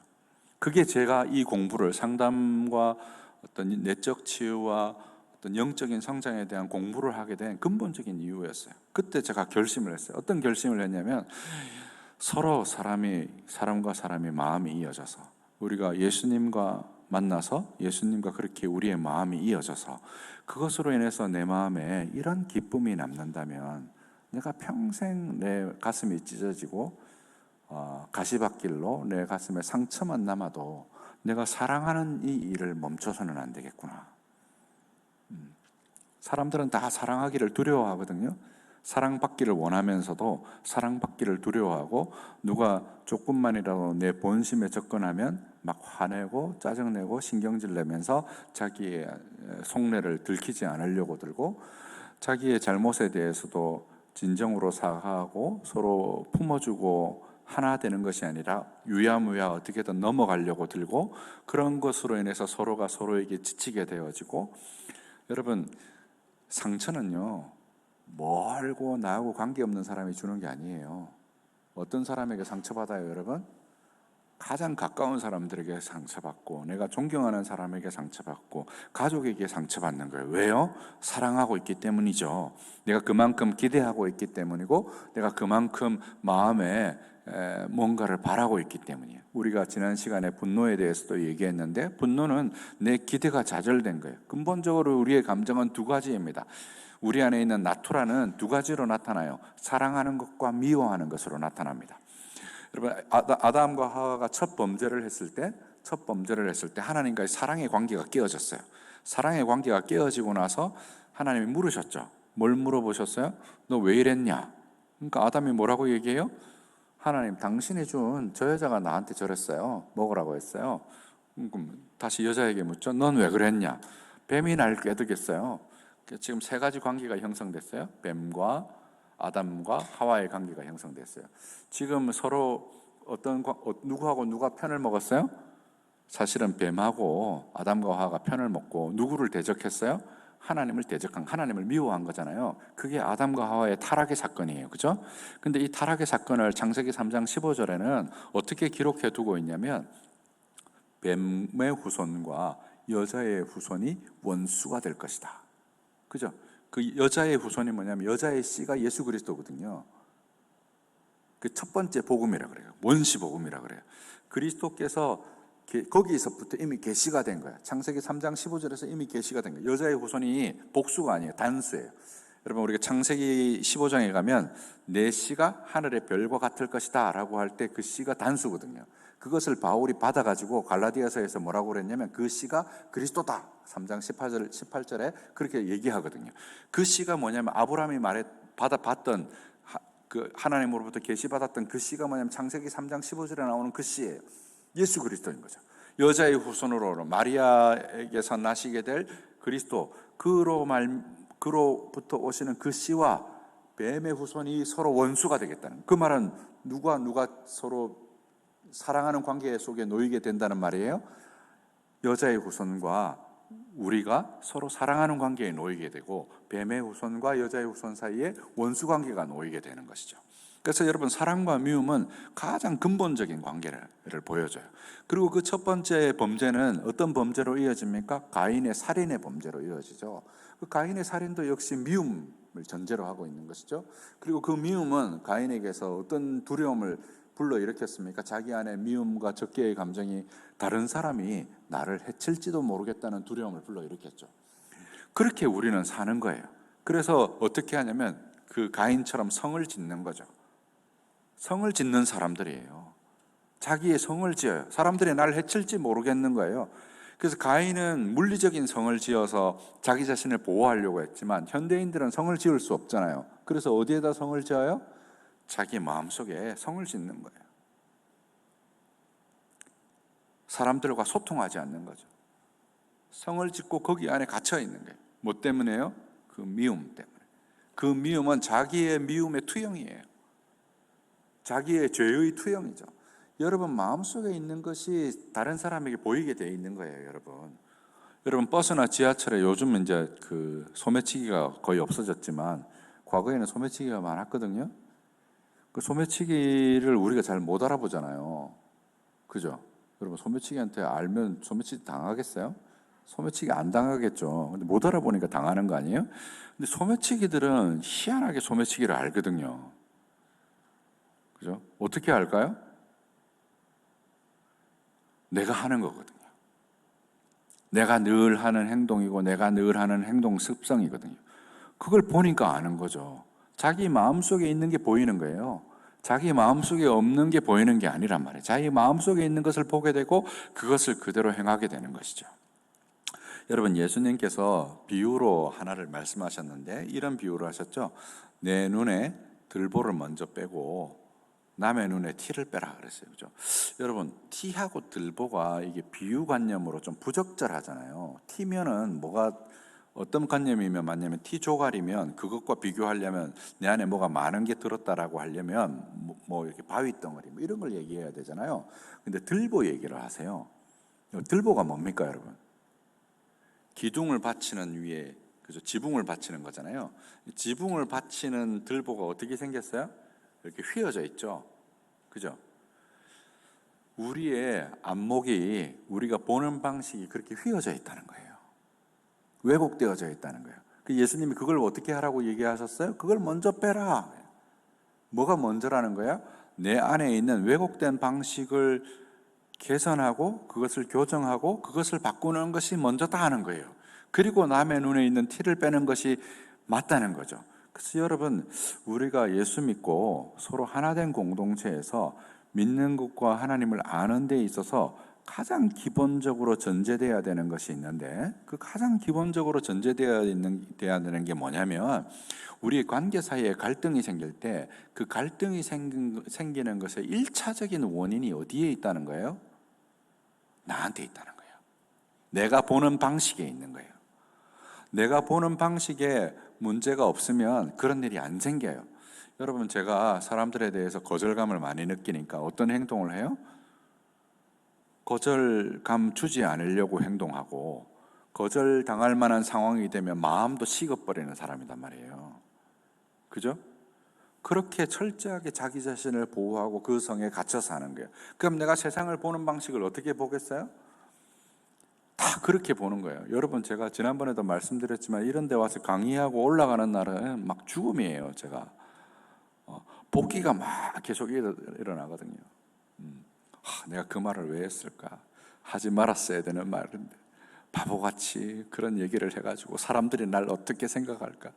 뭐 이런 생각하면서 막 괴로워하면서 막 그랬거든요. 지금은 이제 거의 다 없어졌지만 거기에서부터 벗어나셔야 되는 거죠.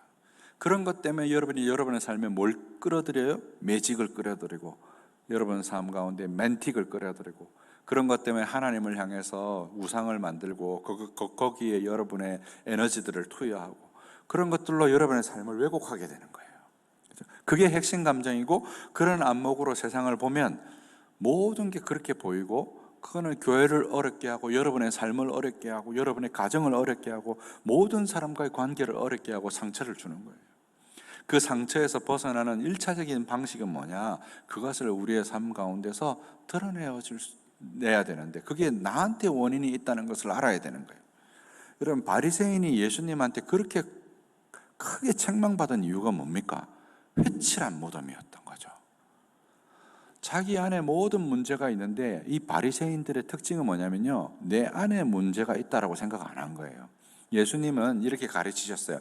우리의 모든 죄가 너희 속에서 나오는 것이다. 네 입으로 들어가서 네 뒤로 나가는 것이 너를 더럽게 하는 것이 아니다. 네 마음 속에서 나오는 것이 너를 더럽게 하는 것이다 라고 했는데, 바리새인들은 반대로 생각했어요. 죄라는 것은 우리 안에 있는 것이 아니라 우리 밖에 있는 것이다. 사람들한테 있는 것이다. 그래서 이 사람들이 회칠한 무덤이었거든요.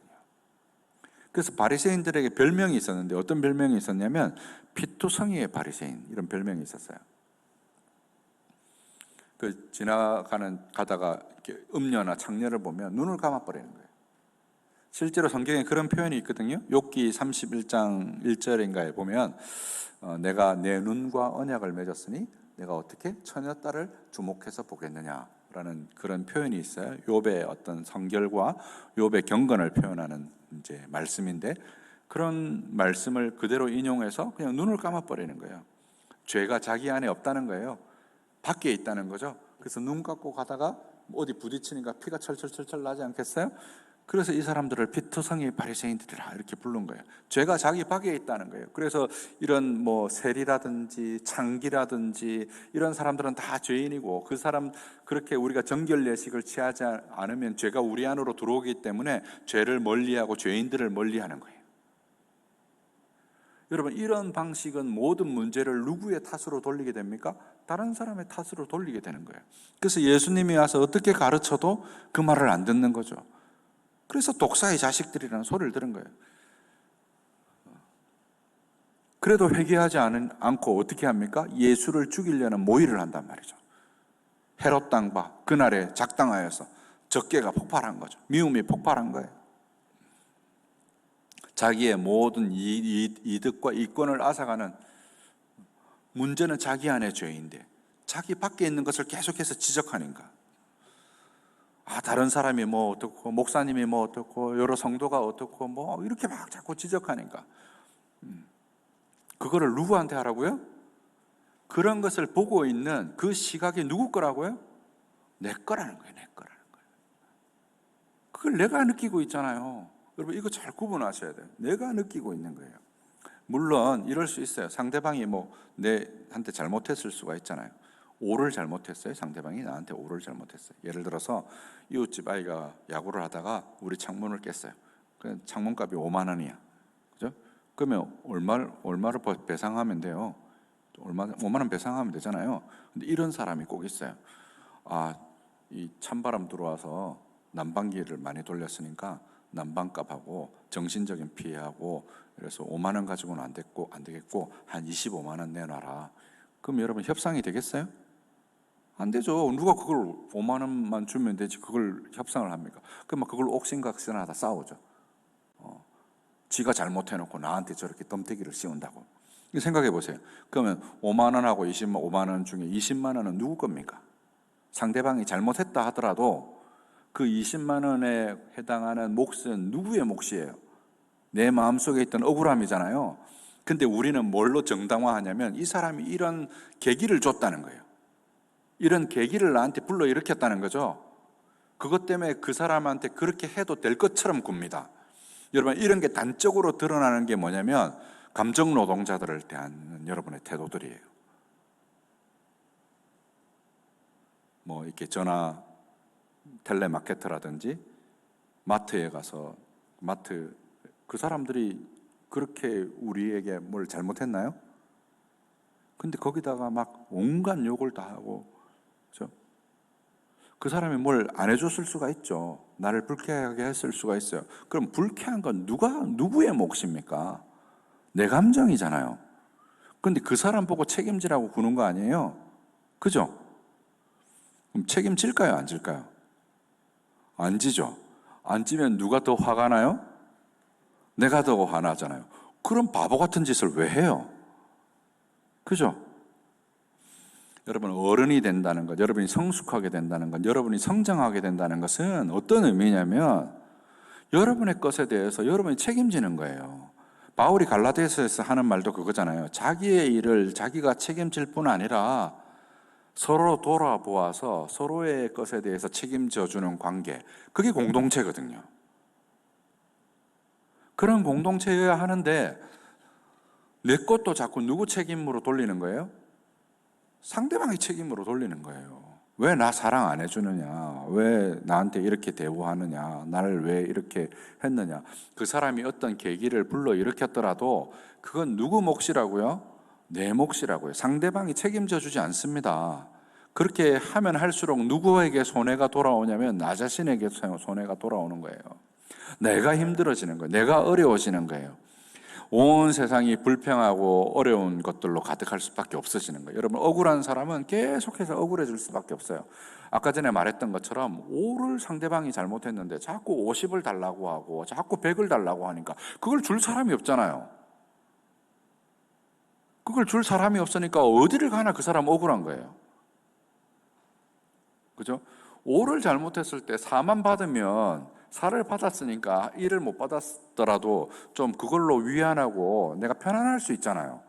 근데 그걸 선택 안 하고 이전의 감정들, 묵었던 감정들을 자꾸 거기다가 투영을 하니까 지금 이 관계는 전혀 새로운 관계인데 거기다 자꾸 과거의 것들을 투영하니까 그래서 우리의 관계가 어려워지는 거예요. 유대인들, 바리새인들과 사두개인들도 그런 문제로 예수님하고의 관계에서 그런 질문을 하죠. 어떤 질문을 합니까? 7명의 형제가 한 명의 부인을 얻었는데 천국에 가면 누구 아내가 되겠느냐? 너희가 성경도 모르고 하나님도 모른다. 하나님은 죽은 자의 하나님이 아니라 산 자의 하나님이다. 여러분, 여러분의 삶에 있어서 살아있는 순간은 언제입니까? 과거는 기억일 뿐이고 미래는 추정일 뿐입니다. 그죠? 여러분은 언제 살아남아 있어요? 현재 살아남아 있죠. 그죠? 근데 사람들은 어떻게 합니까? 현재를 어제의 후회와 내일의 염려로 채웁니다. 여러분, 염려는 매우 심각한데요. 성경은 뭐라고 얘기했냐면 염려가 결실하지 못하는 구체적인 이유라고 얘기해요. 그죠? 4가지 밭 비유하면서 염려 때문에 결실하지 못한다 그래요. 자꾸 내일의 것을 가지고 오는데 여러분, 내일 것을 왜 가지고 올까요? 이 내일의 것을 가져오는 염려라는 방식은 어디에서부터 유추되어진 기억이냐면 내 과거의 경험에서부터 유추되어진 기억이잖아요. 이 사람은 도대체가 현재를 살지 않는 거예요. 그런 사람들이 바로 바리새인들이에요. 회칠한 무덤이다. 그 사람에게는 현재가 없는 거예요. 다 죽음이에요. 그냥 살아있는 삶이 없는 거예요. 내가 지금 이 사람을 만나는데 이 사람하고 생생한 지금의 교제를 경험해야 되는데 지금이 없는 거예요. 지금이 없으니까 어디로 가요? 자꾸 과거로 할 수밖에 없고 미래도 과거를 투영해서 염려할 수밖에 없는 거예요. 스펄전 목사님이 유명한 말씀을 하신 게 있죠. 설교 중에 여러분이 할 사랑이 있다면 지금 해라. 여러분이 해야 될 고마운 말이 있다면 지금 해라. 지금 하십시오. 그 사랑하는 것들이 여러분에게 다시 돌아오지 않을 수도 있습니다. 그죠? 여러분 두려워하지 마시고 여러분의 마음에 성을 쌓지 마시고 여러분의 삶을 하나님 앞에 내어놓고 하나님과 깊은 교제 가운데 여러분의 삶을 내어드리면서 우리가 이웃과 얼마든지 사랑할 수 있거든요. 근데 내 눈에 있는 들보를 보지 못하고 자꾸 남의 눈에 있는 티끌만 보면서 그걸 자꾸 탓한단 말이에요. 교회에서도 그렇죠. 계속 그럽니다. 가족 간에도 그렇죠. 자기가 잘 안 되는 건 누구한테 짜증냅니까? 막 자식한테 짜증내고 남편한테 짜증내고 아이들한테 짜증내고 아내한테 짜증내고 막 그렇게 짜증내잖아요. 사랑하려고 만났으면서 남들한테는 예 웃으면서 막 인사하고 막 반갑다라고 이게 목사님한테는 막 웃으면서 목사님 반가워요 이래놓고 집에 가서 남편은 막 그냥 말도 안 하고 바퀴벌레 소굴로 만들고 가정을 그렇게 만들고 자식하고 막 의사소통도 안 하고 서로 상처 주니까 얼굴 보려고도 안 하고 그렇게 살아서 여러분 삶 가운데 행복하고 유익한 것이 있습니까? 그게 좀비예요. 좀비처럼 사는 거잖아요. 그런 묶여있고 쇠사슬에 매여있고 사망에 얽매여 있는 삶에서부터 탈출하는 거예요. 그게 뭐다? 그게 출애굽이에요. 출애굽. 그래서 예수님이 모세가 되셔서 그 유다 땅에서부터 나가시는 거예요. 새로운 출애굽의 지도자로서 예수 그리스도를 새 모세로 소개하는 게 마태복음이에요. 그래서 바로 헤롯의 얘기가 거기 그렇게 기록되어져 있는 거예요. 오경과 같은 맥락이 거기 숨어 있어요. 5개의 강화가 등장하죠. 산상수훈이 등장하고 교회에 대한 강화가 등장하고 종말에 대한 강화가 등장하고 이렇게 5개의 강화로 이루어져 있어요. 그런 구조를 가지고 있어요. 그런 것들을 우리에게 설명해 보여주려고 하는 것이죠. 예수님은 마치 모세와 같아서 오늘날 저와 여러분들을 모세가 이스라엘 백성들을 해방시켰던 것처럼 억압과 사슬에 묶여있던 노예 생활에서 해방시켜서 그들에게 자유를 주었던 것처럼 여러분에게 영적인 자유를 주시는 분이 바로 예수 그리스도시다. 그 예수 그리스도와 연합함으로 그리스도께서 아주 유아로서 가나안 땅에서부터 나가시는 그 사건을 출애굽으로 설명하고 로마서 5장에 보면 한 사람 예수 그리스도의 순종으로 많은 사람이 의인이 되는 한 사람의 대표로 인해서 우리 모두가 그와 같은 십자가의 대속을 하지는 않았으나 십자가의 죽음을 그리스도 안에서 경험하게 되고 그리스도의 부활로 말미암아 우리 자신이 소생되어지는 사건을 우리가 경험하는 거예요. 여러분 장로교회 칼뱅이 시작한 이 장로교회는 어떤 특징을 가지냐면 장로교회 예배에서 보툼이라는 게 있어요. 보툼은 뭐냐면 예배로의 부름을 의미하거든요. 그 예배로의 부름에서 유럽에 가면 장로교회 목사님들이 예배를 이렇게 시작합니다. 어떻게 시작하냐면 우리의 마음을 들어올려 다 함께 고백하겠습니다. 이렇게 시작해요. 근데 이 우리의 마음을 들어올려라는 표현이 그 칼뱅의 엠블럼 여러분 고신교 다니니까 SFC 다 아시죠? SFC 엠블렘에 보면 어떻게 되어 있어요? 방패 모양의 하트를 이렇게 들어 올리고 있죠? 이게 칼뱅의 개인적인 엠블럼이었어요. 마음을 들어 올린다는 표현인데 그 크레도라는 말, 그 라틴어로 크레도가 믿는다는 말이거든요. 근데 크레도의 크레가 카르디아, 심장이라는 뜻이고요. 도가 투기브라는 의미예요. 주다. 여러분 크레딧이라 그러죠. 크레딧이 신용이란 말이잖아요. 크레도에서 온 말이거든요. 심장을 드리는 거예요. 근데 심장을 들어 올리는 거죠. 어디까지 들어 올리냐면 하늘까지 들어 올리는 거예요. 하나님 그 계시록 4장과 5장에 보면 요한이 하늘에 올라가서 24장로들과 내영물들과 그 하늘의 천상에서의 예배를 경험하잖아요. 우리의 장로교회에서의 모든 예배는 어떤 예배냐면, 여러분이 지상에서 로컬 처치에서 예배하고 있지만 이 예배의 본질은 어디에까지 여러분이 나아가는 거냐면, 여러분이 영혼이 들어 올려져서 성령으로 말미암아 들어 올려져서 천상의 예배에서 참여하는 거예요. 그거를 우리가 에베소서에서 확인할 수 있죠. 에베소서 2장에 보면 하나님 보좌 우편에 앉히셨다고 얘기해요. 우리를 예수님과 함께. 실제로 예수님의 죽으심과 십자가의 죽으심과 음부에 내려가심과 하늘에 오르신 그 승기의 사건에 우리가 연합되어져 있는 거예요. 예수를 믿는 사람들은 그렇게 연합되어진 사람들이에요. 그 연합되어진 사람들이 하나님과의 관계를 구체적으로 경험해서 아는 삼위일체적 공동체가 뭐냐? 그게 바로 교회거든요. 교회 안에서 그런 경험이 이루어져야 돼요. 성부로부터 성자가 나오시면 우리가 성자를 흔히 말할 때 뭘로 묘사해요? 로고스로 묘사하잖아요. 말씀으로 묘사해요. 근데 여러분, 성령은 주로 무엇과 연관되어서 표현되어지냐면 사랑과 연관되어져서 표현되어져요. 로마서 같은 데도 성령은 사랑, 교제, 우리가 축도할 때도 성령의 교통하심 얘기하죠. 그래서 사랑의 나오심 이렇게 설명하고, 그 그리스도의 나심은 말씀의 나심 이렇게 설명하거든요. 사랑은 의지를 대표하는 것이고 말씀은 지성을 대표하는 것이죠.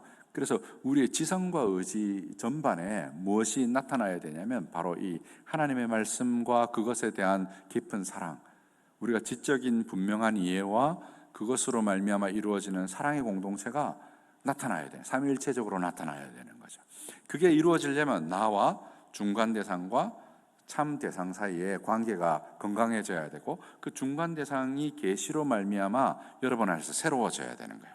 여러분, 중간 대상은 우리가 요즘 인터넷 환경이어서 많이 경험할 수 있어요. 여러분, 우리가 인터넷에 처음 딱 접속하게 되면 어떤 현상이 생기게 되어지냐면, 처음 갈 땐 잘 안 가지잖아요. 잘 안 찾아져서 로딩이 막 걸려요. 한번 내가 어떤 사이트를 방문하게 되면 내 컴퓨터나 내 휴대폰에 쿠키 파일을 한번 들어보셨죠? 쿠키 파일이라는 게 생겨요. 그 쿠키 파일이라는 뭐냐면 그 방문했던 페이지의 서버의 흔적이에요. 그 흔적 때문에 내가 그 페이지를 빨리 찾을 수 있게 되는 거죠. 그래서 여러분 안에 뭘 가지게 되었냐면 예수 그리스도를 형상으로 하는 쿠키 파일을 가지게 된 거예요. 그래서 우리가 하늘에 계속해서 접속할 수 있게 된 거죠. 그리고 하늘에 접속해서 싱크가 일어나는 거예요. 우리가 잘못했더라도, 우리에게 부족함이 있더라도 자꾸 하늘에 계신 예수 그리스도의 형상으로 우리를 덮으시는 거예요. 십자가의 보혈로 계속해서 우리를 덮으시는 거예요. 그 덮으신 결과가 뭐냐면 우리의 구원이고 성화거든요. 그게 우리 안에 회복되어야 되죠. 예수 그리스도 안에 있던 참 지식과 의와 거룩이 여러분의 삶 가운데 매우 구체적으로 나타나야 되는 거죠. 그래서 여러분의 이성이 새로워지고 여러분의 의지가 새로워지는 거예요. 조나단 에즈워즈 목사님은 신앙 감정론에서 참된 믿음은 대체로 거룩한 감정 안에 있다 라고 했는데, 이 감정을 뭐라고 표현했냐면 우리의 지성과 우리의 의지가 극도로 활성화되어진 상태다 얘기한 거예요. 그래서 믿음 있는 사람은 어떤 현상이 나타날 수밖에 없냐면 사랑의 실천적인 현상이 나타날 수밖에 없는 거예요. 그리고 우리의 이해가 확대되어질 수밖에 없는 거예요. 여러분, 인내는요 그냥 무조건 참는 게 아니에요. 이해를 바탕으로 하는 거예요. 이해를 바탕으로. 이해가 안 되면 참기가 어려워집니다. 여러분, 참아도 참는 게 아니에요. 내가 이번만 봐준다. 여러분, 이번만 봐주나요? 다음에 2배로 화낼 거면서. 그죠? 다음에 2배로 화낼 거면서 지금 이번만 봐준다. 그죠? 그럼 봐주는 게 아니죠. 집행을 뭐 한 거예요? 유예한 것 뿐이죠. 집행을 유예하는 것이 아니라 그 사람을 이해함으로 우리가 그것을 견뎌낼 수 있게 되고 그것을 수용할 수 있게 되어지고, 그런 이해가 바탕되어야 사랑이 실천되어지는 것이죠. 그것이 공동체 안에서 드러나는 게 교회 공동체다.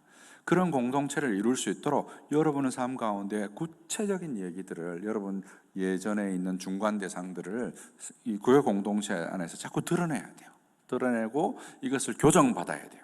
제가 계속 거절당하는 것에 대해서 저 혼자만 생각하고 있었다면, 그것을 누군가에게 말로 표현하지 않고 저 혼자만 생각하고 있었다면 지금까지 결혼도 못하고 누가 좋아할 것 같으면 마음이 냉랭하게 식어서 혼자 지금 그렇게 살고 있지 않았겠어요? 근데 그것을 드러내게 되고 서로 마음이 소통하게 되므로 그것이 교정되어지고 변화가 일어나고 새로운 길이 만들어지고, 그러면서 우리의 삶이 성숙하게 되어져 가게 되는 것이죠. 그런 변화가 여러분 삶 가운데 매우 구체적으로 있어야 된다는 거예요. 여러분, 한순간에 우리의 삶이 변하지는 않아요. 한순간에 변하지 않습니다. 여러분의 살아온 세월요. 그래서 어떤 부분들은, 어떤 목회자들은, 그리고 어떤 성도님들은 그런 표현을 종종 합니다. 진짜 우리의 삶에 성화라는 게 있기는 하냐? 안 변한다는 거죠. 목사님하고 이제 저녁 식사하면서도 그 얘기를 제가 목사님께 드렸는데, 예레미야도 그 비슷한 말을 했어요. 구스 여인이 그 피부를 바꾸거나 표범이 그 반점을 없앤다면 너희가 변하겠다. 하나님 보시기에도 안 변할 것 같은 거예요. 그 안 변할 것 같은 존재를 변화시키는 사건, 그게 구원 사건이고 그게 성화라는 거예요. 이 사건은 천지를 만드시는 것보다 더 어려운 사건이에요. 왜 더 어려워요? 우리의 인격이 개입되어 있기 때문이죠. 천지는 그냥 만들면 되잖아요. 그리고 물건은 그냥 만들면 돼요. 근데 사람을 바꾸는 거는 그 사람의 동의가 따라야 되는 거잖아요. 그 사람이 동의하지 않으면 내가 바꿀 수가 없는 거예요. 근데 그 어마어마한 일을 하시는 거죠. 누가요? 삼위일체 하나님께서 전심전력하셔서 우리를 구원하시기 위한 모든 계획, 그 영광을 만물 가운데서 드러내셨다는 거예요. 우리가 그 영광 가운데 부름을 받았고 그 언약의 백성으로 교회 공동체에 모인 거예요. 근데 그것을 우리가 맛보지 못하고 누리지도 못하고 여전히 애굽에서 다른 사람을 그렇게 바라보면서 나 혼자 고통받으면서 다른 사람에게 상처 주면서 계속해서 문제를 일으키면서 서로 아파하면서 이 교회에서 저 교회로, 저 교회에서 이 교회로 서로 방황하면서, 그러면서 여러분이 뭘 얻습니까? 여러분의 삶에 나아지는 것이 있어요? 내일의 염려와 어제의 후회로 여러분의 삶을 가득 채우면 여러분의 삶에 무엇이 달라집니까? 이제 거기에서 벗어나실 때가 된 거예요. 이제 벗어나자는 거예요. 누군가가 시작하셔야 돼요. 베드로가 물 위로 걸었던 것처럼, 예수님을 의지하고 바라보고 걸었던 것처럼 발을 들여놓으셔야 돼요. 바다 위에 한 발을 들여놓는 거예요. 물론 두려워서 바다에 빠져갈 수 있어요. 그때 주여 나를 도우시옵소서 하고 부르시면 주님이 우리의 손을 붙들어 주시잖아요. 그런 믿음을 가지고 우리가 한 발을 내디디는 거예요. 그 말씀을 거기다 괜히 기록해 두었겠어요? 우리 보고 지금 바다를 건너라고 하시는 것보다 이게 더 어려울 수도 있어요. 그죠? 실제 우리의 마음을 열어놓고 누군가에게 사랑을 표현하고 우리의 진심을 드러내는 게 물 위를 걷는 것보다 더 두려운 일일 수 있잖아요. 실질적으로 그게 우리의 자존심을 더 건드릴 수 있고 우리를 더 아프게 할 수도 있고 우리를 더 괴롭게 할 수도 있는 사건이잖아요. 그죠? 어쩌면 그건 아무것도 아닐 수도 있어요. 물 위를 걷는 게 뭐가 무슨 대단한, 예수님이 하라고 하면 하는 거지. 그죠? 그런 데서 뭔가 기적 이런 거 찾지 마시고요. 여러분의 마음부터 한번 돌아봐 보세요. 그런즉 그리스도 안에 있으면 새로운 피조물이라. 이전 것은 다 지나갔으니 보라 새 것이 되었도다. 우리가 새로운 피조물이 되었다는 말이거든요. 그리고 온 우주가 달라졌다는 말이에요. 우리 자신만 변한 것이 아니라 온 우주가 달라진 거예요. 여러분, 예수 그리스도 안에 들어와 있다는 말은 여러분이 이미 하나님 나라에 들어와 있는 거예요. 아직은 완성되지 않았지만 이미 하나님 나라의 새로운 세계, 하나님이 지으신 새로운 세계에 들어와 있고 여러분 자신도 새로워져 있다는 거예요. 그 씨가 뭐라고요? 아까 전에 얘기했던 나투라예요. 그 나투라가 자연적인 씨였다면 이제 자연적이지 않고 초자연적인 하나님의 씨앗, 거듭남의 씨앗, 믿음이라는 씨앗이 여러분의 육체 가운데 심어진 거예요. 그것이 자라서 상수리 나무와 같이 자라고 여러분 삶 가운데 변화로 드러나야 되는 거예요. 그게 구원이에요. 그게 구원.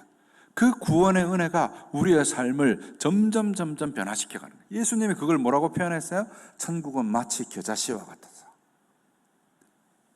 그것이 자라면 새들이 거기에 깃들이게 된다고 얘기하죠. 그 작은 씨앗 하나에, 여러분 마음속에 심겨진 씨앗 하나에 베드로 사도가 말하는 우리의 거듭남은 썩지 아니할 씨로 된 것이 아니라 썩어질 씨로 된 것이 아니라 썩지 아니할 하나님의 말씀으로 된 것이다. 말씀의 씨앗이 우리의 마음에 심어져서 우리의 거듭난 그 자연적인 본성, 우리의 자연적인 나투라와 다른 하나님이 우리의 마음속에 심으신 그 나투라가 자라서 믿음의 장성한 분량에까지 자라가는 것. 그래서 하나님의 나라를 장차 우리에게 도래하게 될 하나님의 나라를 이 땅에서 경험하게 되는 거예요. 그래서 여러분 참 웃기죠? 오랫동안 많은 신자들이 이렇게 생각했어요. 천국을 어떻게 생각했어요? 죽어서 가는 곳. 그죠? 근데 성경에 뭐라고 얘기했어요? 회개하라, 천국이 가까이 왔나니라. 예수님이 기도에서도 뭐라고 가르쳤어요? 나라가 임하옵시며. 그 하나님 나라는 이미 여러분 가운데 임했어요. 무엇으로요? 믿음이라는 씨앗이 여러분 마음에 심어짐으로. 여러분이 이 씨앗을 육성하고 자라게 하고 하나님의 말씀을 거듭먹고 자라게 해서 여러분의 삶의 영역에서 출애굽의 영역이 확대되어지면 될수록 하나님이 지으신 새로운 세계에 대한 경험과 여러분 자신에 대한 경험이 확대될 거예요. 그것을 여러분이 경험하셔야 되는 거예요. 그 세계 안으로 진입하셔야 되는 거예요. 그것을 복음서는 뭐라고 얘기했냐면 천국은 침노하는 자들의 것이라고 말한 거예요. 이미 여러분 안에 주셨는데 이미 여러분 안에 준 것이 완성되기까지는 우리의 무엇이 필요하냐면 천국을 침노하는 행위들이 필요한 거예요. 두려움을 무릅쓰고 온전한 사랑을 추구해서 나아가는 여러분 마음속에 있는 용기가 필요한 거예요. 사자와 같은 심장이 필요한 거예요.